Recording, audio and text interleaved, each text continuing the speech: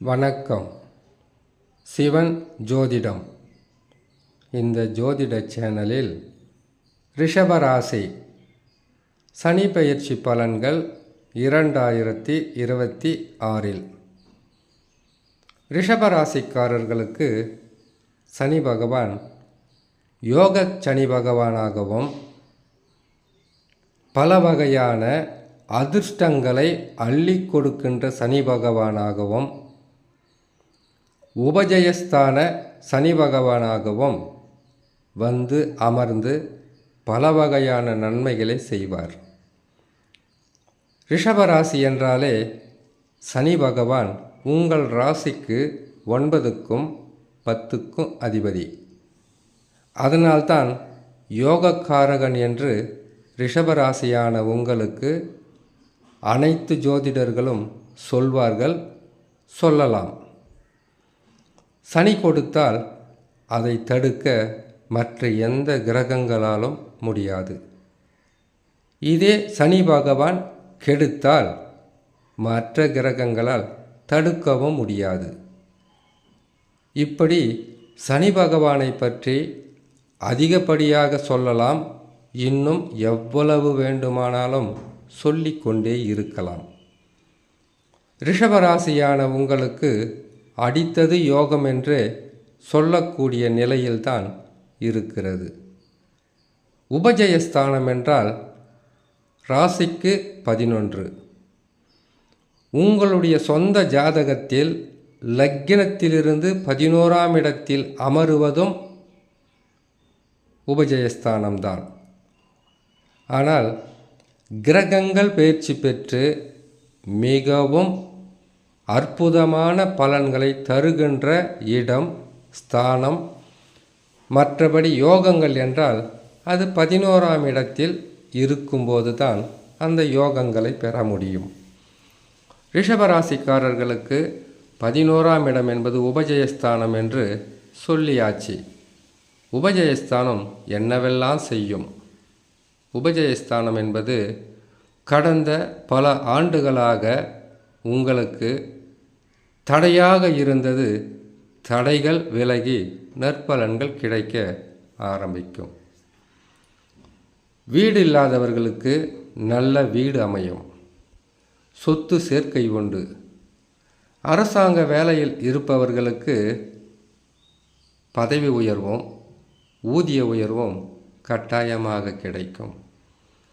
சிறு தொழில் வியாபாரம் செய்கிறவர்கள் யாராக இருந்தாலும் இரட்டிப்பான நன்மையை பெறலாம். பல ஆண்டுகளாக கடனாளிகளாக இருந்தால் கடனை அடைக்க இந்த சனி பகவான் உதவியாக இருப்பார். அல்லது நல்ல வேலைகளை ஆரம்பித்து வெற்றி பெறலாம். வெளிநாட்டுக்கு செல்லலாம். திருமண யோகம் கைகூடும். வீடு மனை அமையும். சொத்து சேர்க்கை உண்டு. குடும்பத்தில் சுப நிகழ்ச்சிகள் உண்டு. எடுக்கின்ற முயற்சிகளில் எளிதில் வெற்றிகள் உண்டு. அரசாங்கத்தால் உதவி, நண்பர்களால் உதவி, உறவுகளால் உதவி, இது எல்லாமே கிடைக்கும். இந்த உபஜயஸ்தானத்தில் செய்யக்கூடாதவைன்னு சில விஷயம் இருக்கும். உபஜயஸ்தானம் என்று வந்துவிட்டாலே உபகலத்திரமும் உருவாக காரணமாக இருப்பார் சனி பகவான். எப்பொழுதுமே கையில் காசு பணம் நிறைய இருந்தால், நோயற்ற உடலாக இருந்தால், அனைத்து வகையான செயல்களிலும் வெற்றிகளை கண்டால் நமக்கு தலகணம் வந்துடும். அந்த தலகணமாகப்பட்டது ஏதோ ஒரு தவறான வழியில், தவறான பாதையில் சென்று சில உறவுகளையும் கையில் பிடிக்கக்கூடிய ஒரு சூழ்நிலையாக இருக்கும்.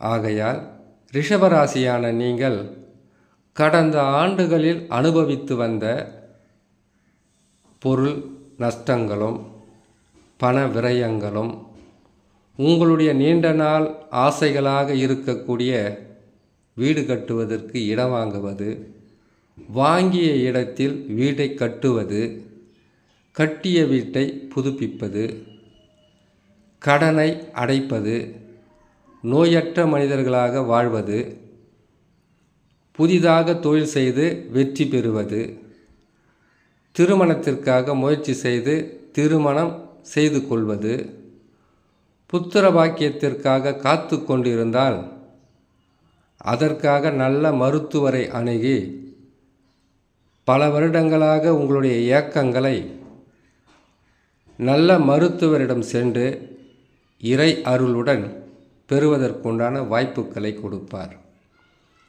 இது இந்த நிலையிலே இருந்தால் போதும் சாமி என்கின்ற அளவிற்கு உங்களுடைய மனம் சந்தோஷம் அடையும். நிம்மதி பெருமூச்சு விடலாம். இந்த நல்ல நேரத்தை பயன்படுத்தி தவறான வழியில் செல்லாமல், தப்பாட்டம் ஆடாமல், குடும்பத்திற்கு தேவையான, உங்களுடைய வீட்டிற்கு தேவையான, உங்களுக்கு தேவையானதை மட்டும் நீங்கள் தேடி அதை சேர்த்து வைத்து கொண்டால் உபஜயஸ்தானத்தில் 2.5 வருஷம்தான் இருப்பார். முழுமையான நற்பலன்களாக ஓராண்டு கொடுப்பார். சொந்த ஜாதகத்தில் தசாபலம் பலமாக இருந்துவிட்டால் மண்ணும் பொன்னாக மாறும். தொட்டது துலங்கும், நினைத்தது நடக்கும். உங்களுடைய வாழ்க்கையில் மிகவும் மிகவும் சிறப்பான நற்பலன்களை பெறுகின்ற காலமாக இது இருக்கும். இந்த காலத்தை உங்களுடைய நலனுக்காக பயன்படுத்தி உங்களுடைய வருங்காலத்திற்காக, உங்களுக்கு இருக்கின்ற பிரச்சனைகளை தீர்ப்பதற்காக பயன்படுத்தினால் மிகவும் சிறப்பான பலன்களாக இருக்கும். உங்களுடைய சொந்த ஜாதகத்தை பாருங்கள். நல்ல தசா, யோக தசாவாக இருந்தால் மிகவும் சிறப்பான பலன்களாக இருக்கும். தசாவே சரியில்லாமல் இருந்தால் கூட உங்களுக்கு நற்பலன்களை கொடுக்கின்ற ஸ்தானத்தில் தான் சனி பகவான் அமருவார், நன்மைகளை செய்வார். இந்த காலத்தில் இறை நம்பிக்கை, குலதெய்வ வழிபாடு, இஷ்ட தெய்வ வழிபாடு செய்து கொண்டு நன்மைகளை பெறலாம் என்று சொல்லி இன்னொரு நல்ல பதிவில் உங்களை நான் சந்திக்கிறேன். நன்றி, வணக்கம்.